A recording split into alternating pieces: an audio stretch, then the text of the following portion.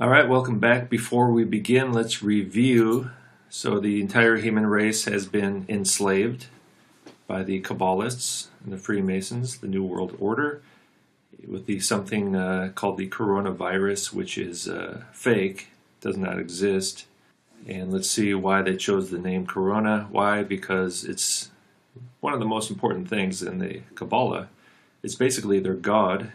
You might even think of it as Satan, if you wish to simplify it like that. It goes by many names. They don't really call it that name, as far as I know. But it's the crown. Corona means crown.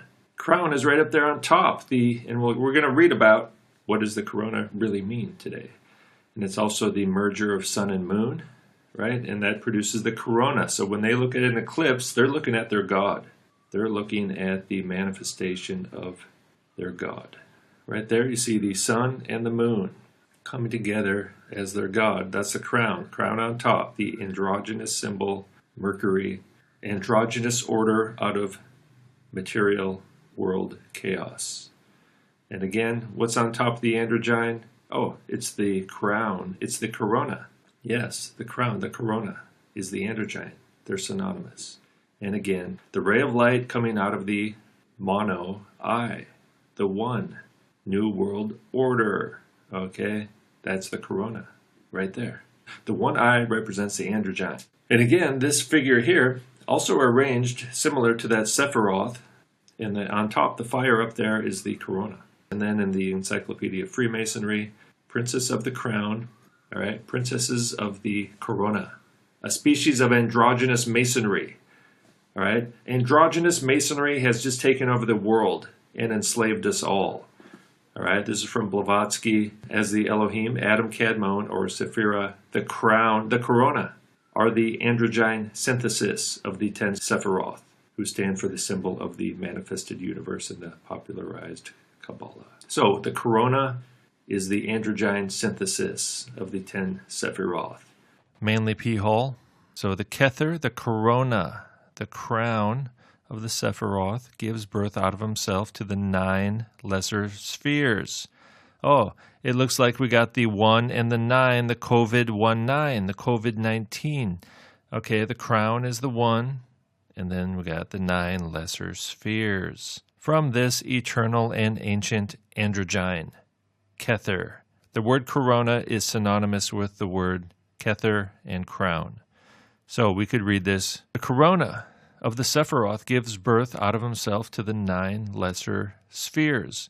From this eternal and ancient androgyne, corona, come forth Chokmah, the great father, and Bina, the great mother, the first male and the first female, the prototypes of sex.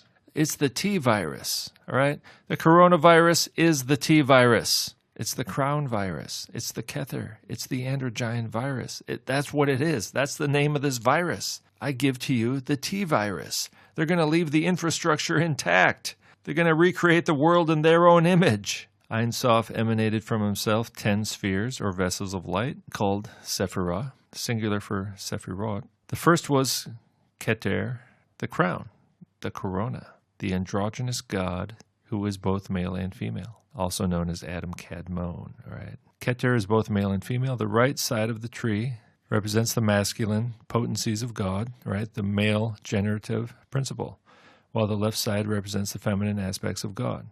The remaining 9 Sephirah, or spheres, emanate from Keter through a process of mystical sexual union known as Hieros Gamos, the holy union of male and female powers, which is also sacred marriage, by the way, which I did quite a few videos on my other channels that got shut down. I did videos on sacred marriage, which is what the transvestite priesthood of all these things, this is what they do with the kings, all right?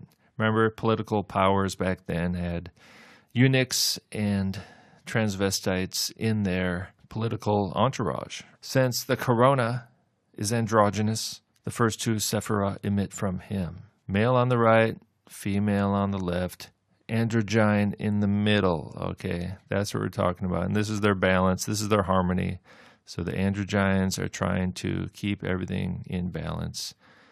And they're trying to create the world in their own image. They believe that they are androgynous demigods, all right? Everyone you see in the mass media is an androgynous Kabbalist. And even if they're not an androgyne themselves, they're married to one, they're part of it, they have androgyne children. Humanity has been enslaved by these people right here, by the crown, corona. This might as well just be called Satan right here, all right?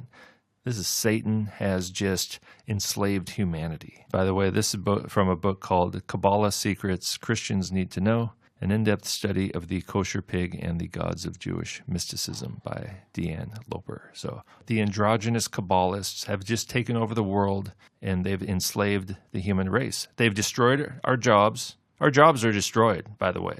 Even me. I mean, I'm working from home now, doing like video conferencing stuff, And then, the internet's going to go down soon, right? They're going to nationalize our savings accounts, our retirement. They're going to close the markets. I can't even talk. I try to talk to people, and they think I'm like spreading fear or being a downer. It's like, no, I'm just like laying out the facts here. Humanity was enslaved on the spring equinox of 2020. Officially, even though, yeah, we've always been slaves. But those were the good old days. We were happy slaves. So they're going to feed us, the ones they want to keep alive. The rest they'll kill, So they're managing the farm. They've taken over the farm, the earth, the terrarium. They've taken it over.